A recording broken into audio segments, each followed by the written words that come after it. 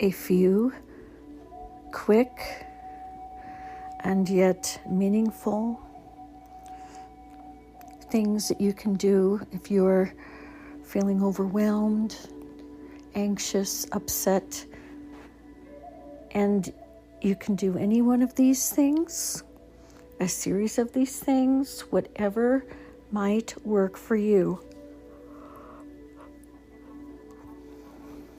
The first one is, and it is breathing, but it's a very specific kind of breathing. Because I've done a lot of these breathing exercises, and this one helped me the most when I was in a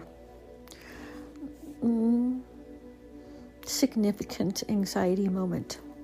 So basically, I'm going to describe it and then I'm going to do it. You breathe in the deepest breath you can and hold it. So it's like, I would say 4 seconds. And just keep holding it.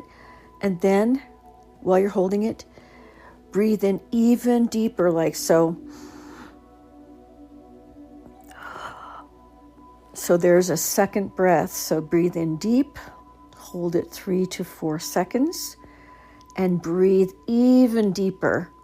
Hold it 3 to 4 seconds, and then you can blow it out, or you can release it slowly. Either way, but it is the act of not just taking in the breath as deep as you can, holding it, and even expanding more beyond what you thought you could, holding it and then releasing it, either or do that a few times. Now, there is no order. There's no order to these things, okay? Because for me, yes, that's important, but also tapping on your sternum, just tapping. And while you're tapping gently, and I mean gently, no, you can be around people, they don't even have to know it. Just gently tap with even 2 fingers. Look around, identify a picture on the wall, or a door, or something on the floor, or the ceiling. Focus on those things. And breathe it out while you're doing this. Now I go through a whole series of tapping, embracing your arms, like if you were holding someone or giving someone a hug, put your arms around yourself and hold.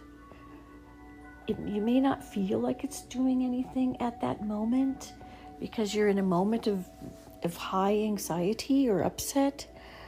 But it actually, your heart and your your brain, it does something to your brain, I promise. Hold that as for long as you can. And then tap while you're holding like a hug for yourself. Tap. Whether it's your shoulders or your upper arm, just gently tap. And in between, you can do the breathing. Last but definitely not least, because there's a lot of other techniques, but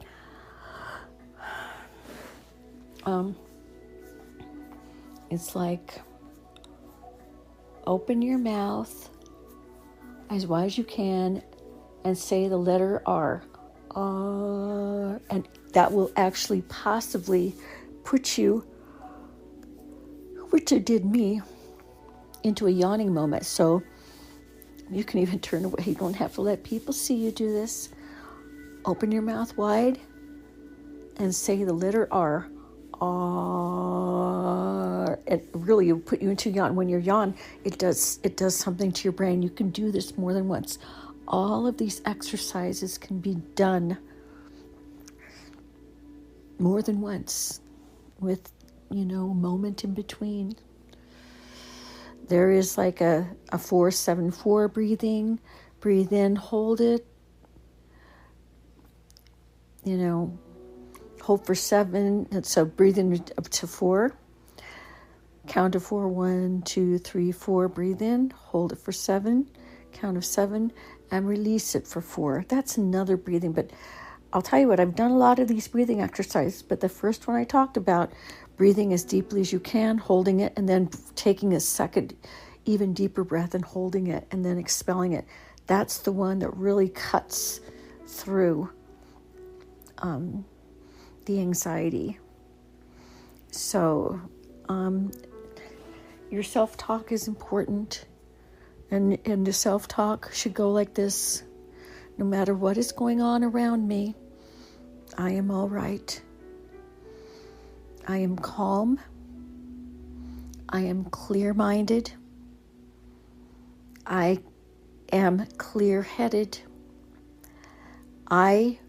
Even if I don't know what to say, I will find the right words to say and what to do. I will look inside to find my way in unnavigated waters, so to speak. So it's important to do this and talk to yourself in a positive way. Okay. It's going to be all right. Tell yourself it's going to be all right. It will be all right. No matter what happens, it's going to be all right. And you are going to be all right.